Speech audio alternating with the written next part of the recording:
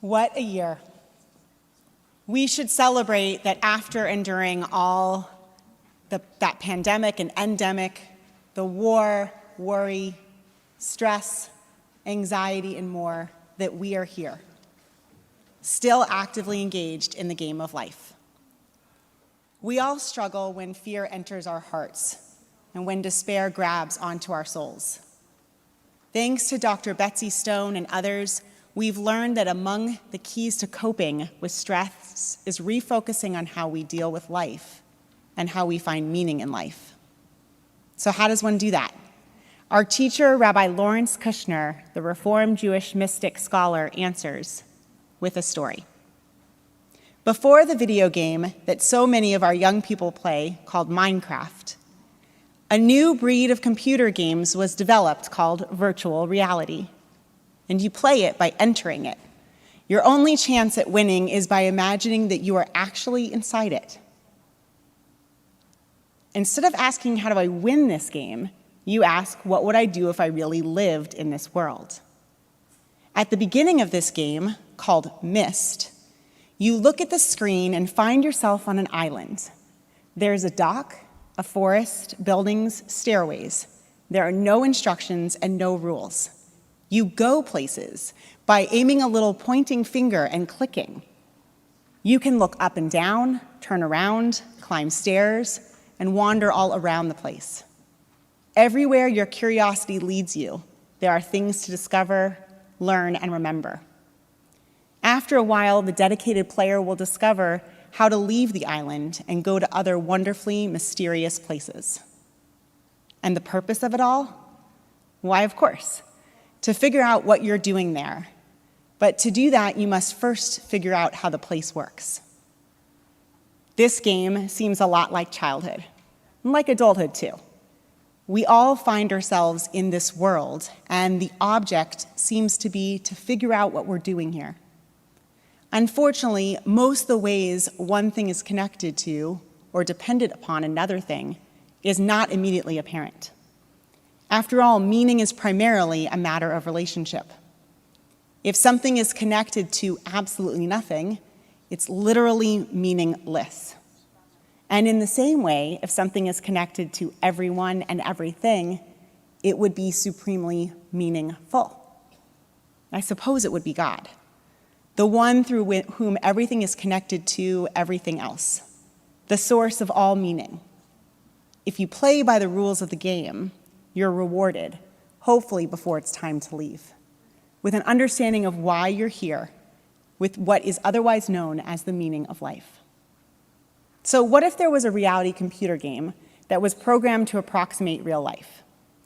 If you could design such a program, what would be the object? The way I see it, there are only a few rules. The first rule of playing the game of life is that you cannot decide when to begin playing. One day, out of the blue, you realize that you're playing. Someone or something else determined when the game would begin, and it wasn't your parents. They may have known about the birds and the bees and even set out to conceive a child, but they didn't have a clue it was going to be you. Someone else, something else, maybe God, made you, and you are neither its partner nor its puppet. You are its manifestation, its agent, its child. The second rule is that you cannot decide when to stop playing the game either. One day, out of the blue, the game is over.